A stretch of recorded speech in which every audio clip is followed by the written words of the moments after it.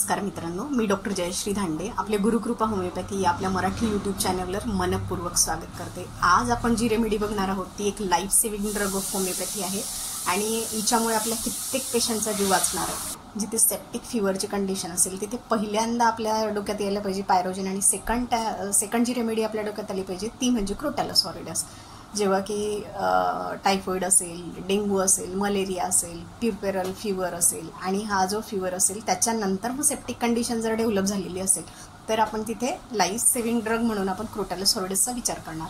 Second indication याचं आहे exhausting डिसीजेसमध्ये, म्हणजे की जसं लास्ट स्टेज ऑफ कॅन्सर आहे, लास्ट स्टेज ऑफ ट्युबरक्युलोसिसमध्ये आहे किंवा एकदम रॅपिड ऑनसेट आहे डिसीजचा तर आणि कोमासारखी कंडिशन आहे जिथे की पेशंटची हिस्ट्री असेल स्नेक बायटिंगची किंवा इन्सेक्ट बायटिंगची आणि त्याच्यानंतर तो कोमात गेलेला असेल तरीसुद्धा ही रेमेडी आपल्याला उपयुक्त आहे। एक राईट साइडेड रेमेडी आहे, त्याच्यामुळे हिचं जे मेन इंडिकेशन आहे ते लिव्हरवर आणि अपेंडिक्सवर आहे। त्याचबरोबर ही ब्लडवर अतिशय म्हणजे याची स्पेअर ऑफ ॲक्शन जर बघितली आपण तर ब्लडवर आणि लिव्हरवर जास्त आहे। याचबरोबर याच्यामध्ये टेंडन्सी टू स्किन कंप्लेंट्स जास्त असेल, म्हणजे जिथे बॉईल्स असतील आणि ते सेप्टिक कंडिशनला कारणीभूत असतील, म्हणजे हिस्ट्री ऑफ स्किन कंप्लेंट्स असतील आणि नंतर सेप्टिक कंडिशन जर डेव्हलप झालेली आहे किंवा कार्बनकल्सची हिस्ट्री आहे किंवा गँग्रीन वगैरे असेल आणि विथ हिस्ट्री ऑफ हिमोरेजेस तर त्यावेळेससुद्धा आपण क्रोटॅलस ऑरिडसचा विचार करायला। हिमोरेजेसच्या बाबतीत जर बघितलं तर ही रेमेडी जी आहे एक तर ट्रायोज ऑफ हिमोरेजेस आहे, तर त्याच्यामुळे याच्यामधून जे आपल्याला हिमोरेजेस आहे ते एव्हरी ऑरिफायसेस ऑफ द बॉडी बघायला भेटतील,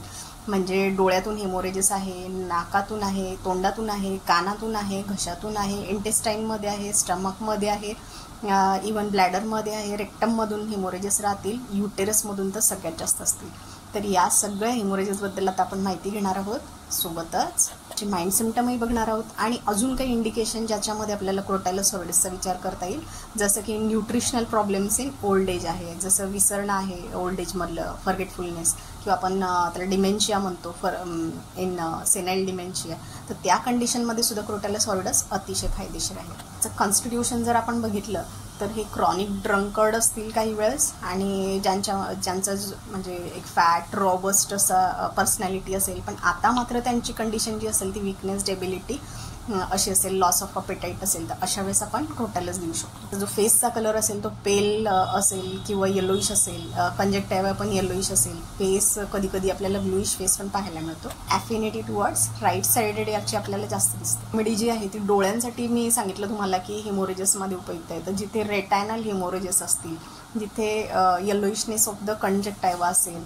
जिथे ऑप्टिक हिमोरेजेस असतील, ग्लायकोमा असेल, फॉलिंग ऑफ लिड्स असतील, ब्लड विजन किंवा काही ठिकाणी लॉस ऑफ विजनसुद्धा ग्लायकोमाच्या केसेसमध्ये विथ हिमोरेजेस असतील तर त्यावेळेस आपण क्रोटॅलस देऊ शकतो। तसंच व्हर्टायगो असेल, हेडेक विथ हर्ट कंप्लेंट नसेल तेव्हाही आपण क्रोटॅलसचा विचार करायलाच पाहिजे। व्हेरिकोज व्हेन असेल, क्रोटॅलसची जी स्किन असते ना ती ड्राय आणि कोल्ड असते, लोइशनेस त्याच्यामध्ये खूप जास्त मार्क असतं आणि त्याचं एक कारण असंही असतं की लिव्हरचे जे प्रॉब्लेम असतात याच्यामध्ये दिसतात, प्लस ॲनिमिक कंडिशन असते आणि ॲनिमिया ड्यू टू एक्सेसिव्ह हिमोरेजेस असतं। सोबतच या पेशंटची जी व्हायटॅलिटी असते ना तर ती अतिशय कमी असते, आपण ब्रोकन डाऊन कॉन्स्टिट्यूशन त्याला म्हणू शकतो।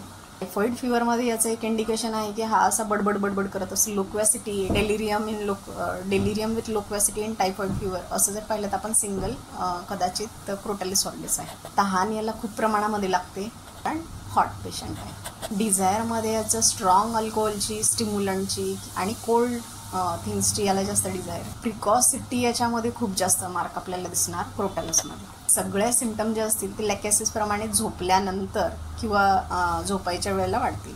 ॲग्रेवेशन ओपन एअरमध्ये सुद्धा आहे, हॉट वेदरनी आहे, डॅम्प वेदरनी आहे, वॉटरनी आहे, सन ॲग्रेवेशन आहे, स्प्रिंग सीझनमध्ये सगळ्यात जास्त ॲग्रेवेशन असतं आणि मेनोपॉझल एजमध्ये सुद्धा असतं। त्याचबरोबर राईट साइडेड पॅरालिसिससाठी सुद्धा ही रेमेडी अत्यंत उपयुक्त। त्याचबरोबर बॅड इफेक्ट ऑफ वॅक्सिनेशनही दिसेल, याची जीभ जी असेल ती फायरी रेड म्हणजे अतिशय लाल जर्द दिसेल, परत स्वेलिंग असेल म्हणजे जी काही साईज असेल ती जवळजवळ डबल दिसेल आपल्याला, जसं की ॲपिसमध्ये असते। आता आपण हिमोरेजेस जे म्हटलं तर हिमोरेजेस कशा प्रकारचे असतील बरं याच्यामध्ये, तर डार्क, ऑफेन्सिव्ह आणि नॉन कोॲग्युलेबल, म्हणजे ह्या तीन गोष्टी याच्यामध्ये जर कोणत्याही हिमोरेजेसमध्ये जर आपल्याला दिसत आहेत तर आपण सगळ्यात पहिल्या रेमेडीचा विचार केला पाहिजे क्रोटॅलस ऑरिडस। आणि त्यातल्या त्यात जर ती मेनोपॉझल ब्लिडिंग असेल, म्हणजे मेट्रोरेजिया असेल, लवकर मेन्सेस येत आहे तिथे, म्हणजे जे मंथली मेन्सेस येतात ते मेनोपॉजच्या वेळेला लवकर येत आहेत आणि खूप हेवी ब्लिडिंग आहे, परत ते प्रोलॉंग चालत आहेत, म्हणजे मेट्रोरेजिया ते आहेच, म्हणजे 15-15 दिवसातून पाळी येते, खूप जास्त लांब चालते. तर अशा कंडिशनमध्ये आपल्याला क्रोटालस सॉलिडसचा विचार करता येईल. याच पद्धतीचं ब्लिडिंग जसं की डार्क नॉन कोॲग्युलेबल ते एपिस्टॅक्सिसमध्ये दिसेल, आपल्याला कानातून येणारं दिसेल.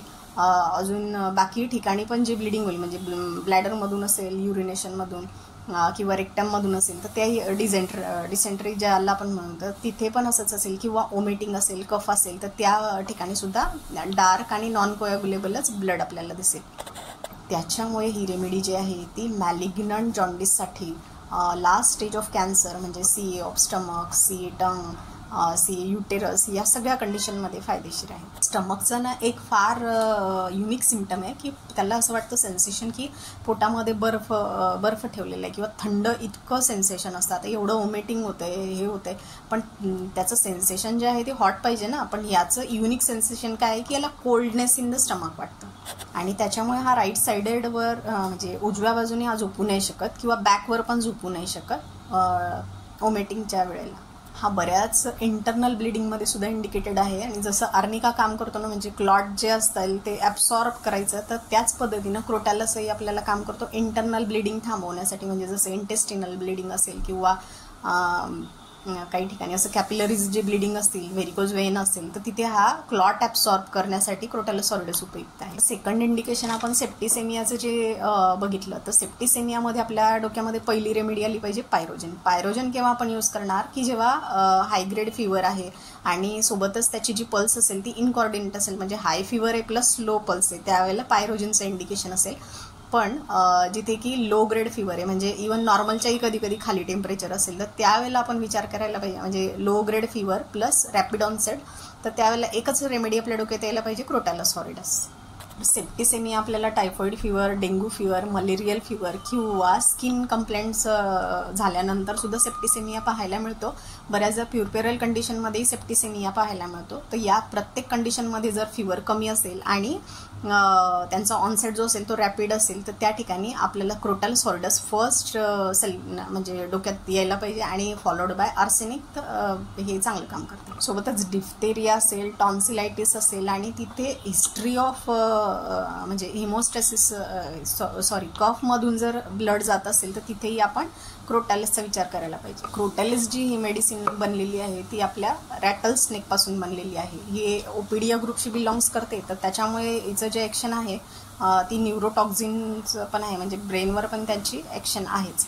तर कन्व्हल्जन्स, इपिलेप्सी या सगळ्या गोष्टींमध्ये किंवा काही केस म्हणजे कोमाचे केसेस असतील आफ्टर स्नेक बाईट किंवा इन्सेक्ट बाईट, तर तिथेही आपल्याला ही रेमेडी फायदेशीर आहे. तर याच्यामध्ये युनिक काय दिसणार आपल्याला, डेलिरियम असेल, म्हणजे डेलिरियम मटरिंग दिसणार, तर पेशंटची बडबड कंटिन्यू चालू राहील, किंवा श्रिकिंग असेल, स्लीपलेसनेस असेल काही कंडिशनमध्ये, ट्रेमलिंग ऑफ लिम्स असतील, ट्रेमलिंग ऑफ टंग असेल. टंग कशी आता जशी मी सांगितली सोलन आहे आणि रेड फायरी आहे.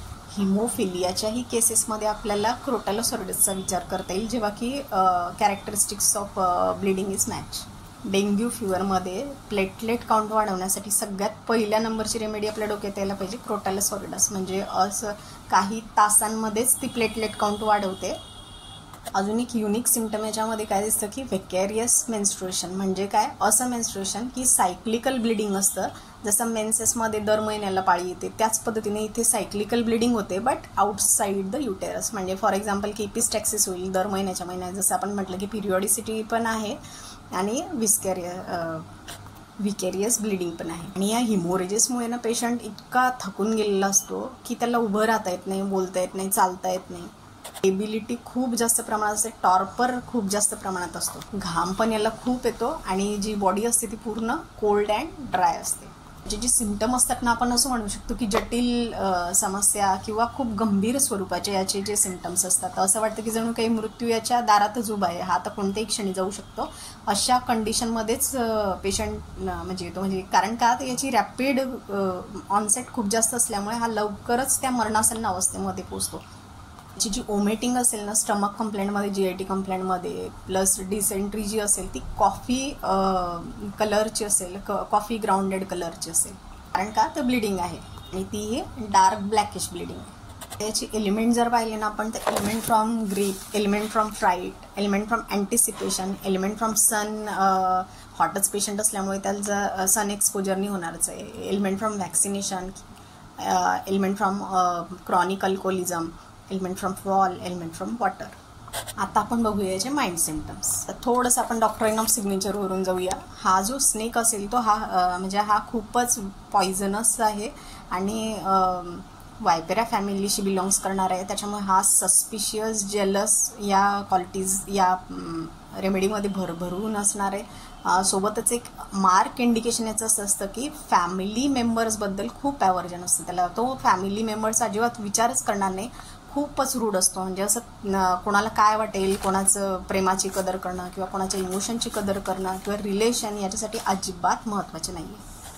आणि फॅमिली मेंबर तर याला कसेच पसंत नाही आहे, म्हणजे ते दूरच चालतच नाही बिलकुल आपल्याला घरातले लोक असं म्हणता येईल. कारण का तर त्याच्या मागे त्याचं सस्पिशियस नेचर असतं. त्याला असं वाटतं की हे लोक माझ्या मागे आहेत आणि हे सारखे माझ्यावर म्हणजे माझ्याविषयीच बोलत आहे, माझ्याविषयी कटकार असताना करत आहे, आणि त्याच्यामुळे हा ॲव्हर्जन फॅमिली मेंबर्समध्ये जास्त आहे. हे जे लोक आहे ना, तर ॲम्बिशन इन्क्रीजमध्ये आहे, ॲम्बिशन इन्क्रीज कॉम्पिटेटिव्हमध्ये आहे, एकदम मनी माइंडेड पीपल असतील, एकदम बिझनेस माइंडेड पीपल असतील, नो इमोशन, नो रिलेशन, खूपच प्रॅक्टिकल पर्सन. सोबतच इरिटेबिलिटी पण यांच्यामध्ये आपल्याला दिसेल, विपिंग टेंडन्सी दिसेल. विपिंगपेक्षा क्राईंग म्हणता येईल आपल्याला त्याला. आपण जे म्हणतो ना की रडत राहतो तो. आता रडणं म्हणजे कसं असतं की डेलिरियम स्टेजमध्ये तो क्राईंग, डेलिरियम क्राईंग विथमध्ये हा आहे. तर क्राईंग म्हणजे कसं ना, फक्त असं अश्रू डळत आहे असं नाही. आपण काय म्हणतो ना की रडतच राहतोय हा. रडणं म्हणजे कसं की आता माझं कसं होईल, माझ्यानंतर माझ्या मुलांचं कसं होईल, फॅमिलीचं कसं होईल, मी आजारातून बरा होईल की नाही, म्हणजे सारखं त्याचं रडणं एक प्रकारचं चालूच आहे. टिमिडिटी आहे प्लस एस्केप अटेम्प्टमध्ये आहे हा. त्याच्यामुळे हा जरी लोक्वेसिटीमध्ये असला तरी हा कम्युनिकेशनमध्ये नाही आहे. याचं जे बडबड वगैरे असेल ना, तर टायफॉइड फिवरमध्ये जर लो मटरिंग आपल्याला म्हणजे असं बारीक आवाजामध्ये त्याची बडबड चालू दिसते, तर आपण सगळ्यात पहिली रेमेडीचा विचार करायला पाहिजे क्रोटॅलस हॉरिडस यांचं. हा आपल्याला सगळ्यात जास्त लॅकॅसिस सोबत जवळ जातो. तर लॅकॅसिसचं पहिले तर आपल्याला माहिती की लेफ्ट साइडेड आहे आणि क्रोटॅलस हॉरिडस जो आहे तो राईट साइडेड आहे. लेफ्ट साइडेड अजून दुसरा फरक आपल्याला काय आहे की जी काही लॅकॅसिसची जी स्किन आहे ती कोल्ड आणि क्लॅमी आहे, आणि याची जी आहे ती कोल्ड अँड ड्राय स्किन आहे. तिसरा अजून आपल्याला महत्त्वाचा पॉईंट काय आहे की लोक्वॅसिटी, म्हणजे जिथे आपल्याला लॅकॅसिस आणि क्रोटॅलस खूप जास्त जवळ जातं. तर लॅकॅसिसची लोक्वॅसिटी कशी असणार ना, ती एक ऑब्जेक्टिव्ह रिजनेबल कम्युनिकेशनमध्ये असल्यामुळे ना, त्याचं जे बोलणं असेल ते खूप ईज फिलिंगमधलं असेल, म्हणजे अगदी सहजपणे तो सगळं बोलून जाईल. आणि समजा आता एक्झाम्पलच द्यायचं म्हटलं तर एखाद्या रूममध्ये तो आला, काहीतरी डिस्कशन चालू आहे, त्या डिस्कशनमध्ये लॅकॅसिस कोणत्याही पॉईंटमध्ये एंट्री करू शकतो. म्हणजे सुरुवातीला करेल, नंतर मध्यभागी करेल किंवा लास्टला पण. म्हणजे टॉपिक तुम्ही कोणीही चालू करा, पण संपवण्याची जबाबदारी मात्र त्याचीच राहील. म्हणजे तो इतक्या चांगल्या प्रकारे त्याच्यामध्ये चर्चा करेल, इतके चांगले ऑब्जेक्टिव्ह देईल की विषयाचं जे फिनिश करणं आहे ते त्याला सहज जमेल. पण ही गोष्ट म्हणजे जी लॅकॅसिसमध्ये इंटेलिजंट आहे, कम्युनिकेशन आहे, ती आपल्याला क्रोटॅलसमध्ये मिसिंग दिसते. पण म्हणजे क्रोटॅलस हॉरिडसचे जे लोक आहे ते आपल्याला बघितलं आपण की ॲम्बिशन इन्क्रीजमध्ये आहे.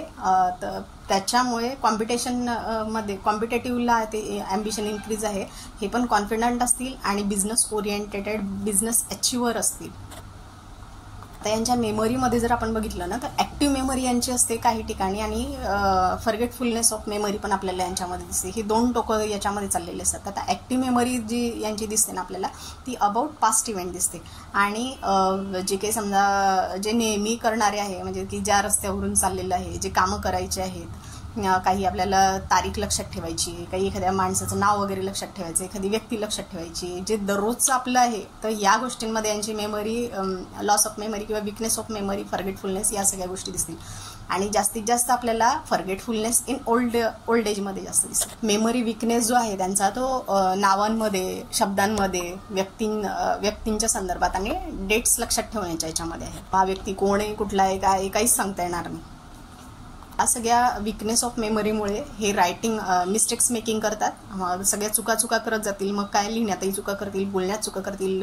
बोलण्यामध्ये कशा चुका करतील की एक प्रॉपर वर्ड त्यांना मिळणार नाही तर ते चुकीचे शब्द वापरतील, किंवा काही वेळेस एखादी वाक्य बोलायचं तर त्या वाक्याच्या ऐवजी एखादी शब्दच बोलतील, शब्द बोलायचे तिथे अक्षर बोलतील, म्हणजे wrong words wrong spelling use करतील, आणि जेणेकरून कम्युनिकेशन त्यांचं थोडंसं डिस्टर्ब होऊन जातं. ओपीडी ग्रुप आहे त्याच्यामुळे मॅनिप्युलेशन यांच्यामध्ये भरभरून आहे. काम काढण्यासाठी हे लोक खोटंही बोलू शकतात. त्याचबरोबर येतं एन्झायटी, इरिटेबिलिटी आणि फिअर सुद्धा भरपूर. आता फिअर जर बघितले आपण तर फिअर ऑफ मिसफॉर्च्यूनमध्ये हा आहे, फिअर ऑफ पीपलमध्ये आहे, फिअर ऑफ इव्हिलमध्ये आहे, फिअर ऑफ फेल्युअरमध्ये आहे. खूप असं सेंटिमेंटल पण होऊन जातात कधी कधी. आणि तसं जर म्हटलं तर क्रॉनिक जे आपल्या हे त्यांचा मृत्यू जवळ आहे तर त्या ठिकाणी हे लोक जे आहे ते अत्यंत सॅड अवस्थेमध्ये आपल्याला दिसते. आणि ते औषधींवरही बिलीव्ह करणार नाही, होमिओपॅथिक औषधांवर तर त्यातल्या त्यात खूपच कमी बिलीव्ह करतील. ॲव्हर्जन फॅमिली मेंबर्स हा सगळ्यात मोठा डिफरन्शिएटिंग पॉईंट आहे लॅकेसिसचा आणि क्रोटॅलसचा. त्याला विकनेस इतका जास्त असतो की याची इच्छा असते सुरुवातीला की मी काहीतरी काम करावं, पण फिजिकल विकनेसमुळे तो करू शकत नाही. नंतर मग टॉर्परच्या स्टेजमध्ये येतो आणि नंतर मग माइंड पण याचं एवढं थकून जातं की मानसिकरित्याही काहीच इच्छा नसते, नुसता पडून राहू इच्छितो. एवढ्या गंभीर आजारांमध्ये आहे तर स्लीपलेसनेस त्याला कॉमन प्रॉब्लेम आहे. त्या झोप न येण्यामुळे याला खूप बेचैनी होते, म्हणजे रेस्टलेसनेस असेल, त्याच्यामध्ये डेलिरियम स्टेजमध्ये बडबड करत असतो, त्याच्यामध्ये श्रीकिंग करतो, त्याच्यामध्ये रडतो, अचेतन अवस्थेमध्ये मुर्द्याप्रमाणे पडून राहतो. बऱ्याच वेळेला त्या अवस्थेमध्ये स्वप्न येतात की स्वप्नामध्ये काहीतरी मी मरून गेलेलो आहे, मला त्या मुर्दे दिसत आहेत, स्मशान दिसतंय, कोणीतरी माझी हत्या करून टाकलेली, किंवा एखादी सडलेल्या प्रेताचा मला वास येतो, म्हणजे झोपेत त्याला वास येतो आणि मग तो खडबडून जागा उठतो आणि घाबरतो. व्यवस्थित हिशोब वगैरेही करू शकत नाही. मॅथमॅटिक्स इनॅबिलिटी जी आहे याची खूप जास्त स्ट्रॉंग आहे. मित्रांवरही अतिशय संशय घेतो, सस्पिशियसनेस खूप असतो, ॲडिक्ट होतो, म्हणजे जसं डिझायर फॉर स्टिम्युलंट आहे. इच्छांवर अजिबात नियंत्रण ठेवू शकत नाही. त्याच्यामुळे हा क्रॉनिक अल्कोहोलिझममध्ये आपल्याला दिसते. काही महत्त्वाचे माइंड सिम्पटम मी तुम्हाला सांगते. Anguish stomach pain from anguish sadness in anguish sleeplessness with answering snappishly, म्हणजे जसं आपल्याला मी म्हटलं ना की कोणाच्याच रिलेशनचा किंवा कोणाच्या इमोशनचा हा विचार करत नाही, ॲन्सरिंग स्नॅपिशली आहे. आणि एन्झायटी, फेस पर्स्पायरेशन, कोल्ड म्हणजे की थंड घाम आलेला आहे, त्याला चिंता वगैरे वाटली की ॲव्हर्जन फॅमिली मेंबर्समध्ये आहे. त्याचबरोबर ॲव्हर्जन पर्सन सर्टन 2मध्ये आहे. कोमा, लिव्हर कंप्लेंट्स विथ, तर याच्यामध्ये पण हा सिंगल आहे, म्हणजे जिथे की कोमामध्ये आहे प्लस लिव्हर कंप्लेंट असोसिएटेड असतील तर सिंगल रेमेडी आपल्याला क्रोटॅलोसॉरिडस आली पाहिजे. त्याचबरोबर कोमामध्ये सेप्टिसेमिया, तर याच्यामध्ये 2च रेमेडी, एक आहे पायरोजन आणि सेकंड आहे क्रोटॅलोसॉरिडस.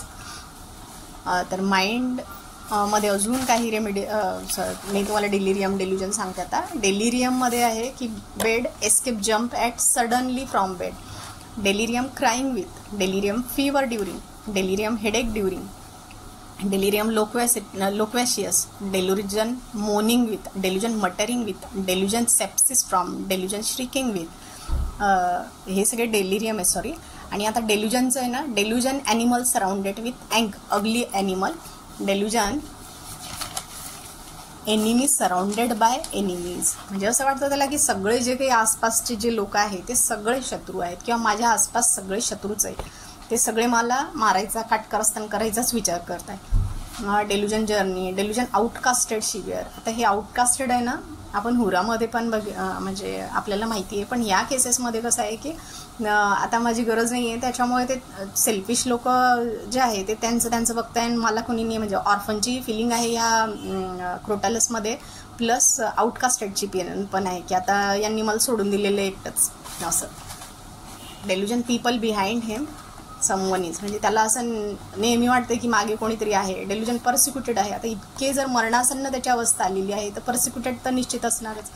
डेल्युजन pursued he was enemies by, बऱ्याचदा ते एनिमीज जे असतील त्याला तर ते आसपासचेच लोक त्याला एनिमीज वाटतात. डिमेन्शिया सेनाईल, म्हणजे जे म्हातारे लोक आहेत त्यांच्यामध्ये विसरण्याचा खूपच जास्त प्रॉब्लेम दिसणार, डर्टी, डिस्गस्टमध्ये दिसणार, एक्साइटमेंट जॉय फ्रॉममध्ये दिसेल, फिअर बॅड न्यूज आहे, हिअरिंगचं फिअर फेल्युअर आहे, फिअर मेडिसिन सिलेक्टिंग अबाउट याच्यामध्ये हा सिंगल आहे, फिअर मिसफॉर्च्यून मी तुम्हाला सांगितलं, फिअर पीपल ऑफ सांगितलं, फिअर सॅडनेस विथ सांगितलं, इंडिफरन्स इन इपिलेप्सी आहे, इंडिफरन्स क्वाईटमध्ये आहे हा, बरेच अजून मिस्टेक्स मेकिंगच्याही बरेच रुब्रिक आहे, जिथे की रायटिंगमध्ये मिस्टेक करतोय, रीडिंगमध्ये मिस्टेक करतोय. मटेरिंगचे आहे, ऑर्फन आहे, प्रिकॉसिटी ऑफ चिल्ड्रन एक चांगलं रुब्रिक आहे याचं. टॉर्परमध्ये आपल्याला हा दिसतो.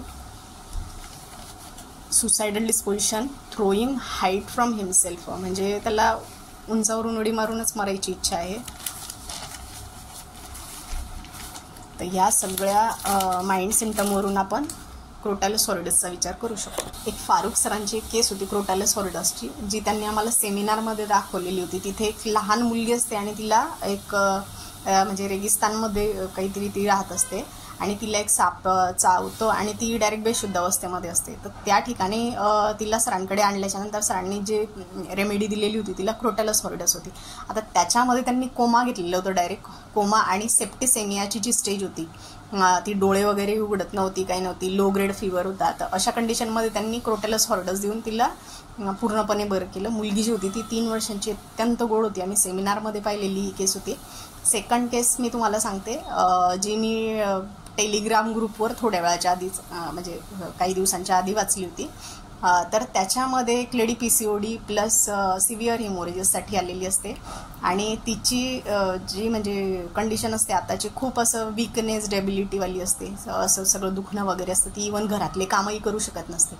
आणि मध्ये काय असतं की तिने जसं दवाखाना वगैरे केलेला असतो, एका मोठ्या दवाखान्यातून ती आलेली असते ट्रीटमेंट वगैरे घेऊन. पण तिथेही काय होतं की ती PCODसाठी गेलेली असते. नंतर तिला हार्मोनल पिल्स वगैरे दिलं जातात हेवी ब्लिडिंगसाठी, आणि नंतर काय होतं की तिचे अमेनोरिया होऊन जातो तिला, म्हणजे 7-8 महिन्यांपासून तिचे मेन्सेस चाललेले नसतात. मग त्यावेळेला ती असं ठरवते की नाही, आता मला औषधच घ्यायचं नाही, कारण त्याच्यामुळे मला प्रॉब्लेम जास्त होत आहे, असं म्हणून ती मेडिसिन बंद करून टाकते आणि मला घ्यायचंच नाही म्हणते. मग आता हिस्ट्रीमध्ये असं विचारलं जातं की घरी वगैरे कोण कोण आहे, काय तू पहिलं कसं आयुष्य होतं. तर त्याच्यामध्ये ती सांगते की आई तिची कॅन्सरनी वारलेली असते लहानपणीच, आणि नंतर तिचे वडीलही जे असतात ते दारू वगैरे पिणारे असतात. भाऊ जो असतो काही काम वगैरे करत नसतो, तो असाच इकडे तिकडे फिरत असतो. तर ही मुलगी स्वतः मेडचं काम करते आणि सगळं तिचं पूर्ण करते, म्हणजे काही एखादी वस्तू घ्यायची आहे, काही आहे. आणि एवढं करून पण ती काय करते, असं जे बाकीचे लोक असतील तिचे रिलेटिव्ह वगैरे, त्यांना जर काही गरज पडली तर ती पैशाची मदत त्यांना करत असते तिथे. आणि नंतर मग काही दिवसानंतर तिचं लग्न होतं. लग्न झाल्याच्या नंतर तिला असं कळतं की हजबंड जो आहे तर यांनी खोटं बोलून वगैरे माझ्याशी लग्न केलेलं आहे, म्हणजे सांगताना त्यानं सांगितलेलं असतं की मी श्रीमंत आहे वगैरे. आणि नंतर तिला असं कळतं की याची काही कंडिशन आहे एवढी काही चांगली नाही आहे, परत यांनी माझ्या आधीही दुसरं लग्न केलेलं आहे, प्लस आताही त्याचे काही अफेअर वगैरे आहे, तर सोबत कामधंदाही करत नाही आहे, असं सगळं एकंदरीत चाललेलं असतं. मग या सगळ्याच्यावरून तिला क्रोटॅलस हॉरिडस दिलेलं होतं. तर ह्या केसचं जे ॲनालिसिस होतं ना, अतिशय छान होतं. म्हणजे या केसमध्ये जे रुब्रिक्स त्यांनी सिलेक्शन केलेले होते ते होतं ऑर्फन. आणि ऑर्फनची फिलिंग या केसमध्ये अशी होती की तिच्यासाठी बिचारीसाठी कोणीच नव्हतं. आई वारलेली होती, बाबा तर असून नसल्यासारखे होते, भाऊ पण तसंच होता. आता लग्न करून इकडे आली इकडून तिकडून, तर लग्न केल्यानंतरही तो हजबंड जो होता तो काहीच करत नव्हता. तर त्याच्यामुळे ऑर्फनची फिलिंग तिची जी होती ती फोर्सेकनची फिलिंग जी होती ती खूप स्ट्रॉंग होती या केसमध्ये. प्रिकॉसिटी ऑफ चिल्ड्रन दिसली, म्हणजे लहानपणीच ती मेडचं काम करते. आणि एक माझं सांगायचं राहून गेलं की या केसमध्ये तिला आता घरच्या लोकांविषयी ती म्हणजे नकोच, मला त्यांचं तोंडही नाही पाहायचं. That is the aversion of family members आणि सराउंडेड बाय एनिमीज. म्हणजे तिचं काय म्हणणं होतं की जे काही लोक समजा घरातले होते, मी जोपर्यंत म्हणजे ते फक्त पैसे घेण्यापुरतेच माझ्याकडे आले आणि नंतर मग त्यांनी मला असं बाजूला करून टाकलेलं, म्हणजे आउटकास्टेड करून टाकलेले, हा एक फील होता. तर या सगळ्या फीलवरून त्यांनी क्रोटॅलस हॉरिडस दिलेलं होतं. अजून एक छोटीशी केस सांगते तुम्हाला की जी फक्त व्हर्टायगो विथ म्हणजे व्हर्टायगोची केस होती विथ हिमोरेजेसची त्याच्यामध्ये हिस्ट्री होती.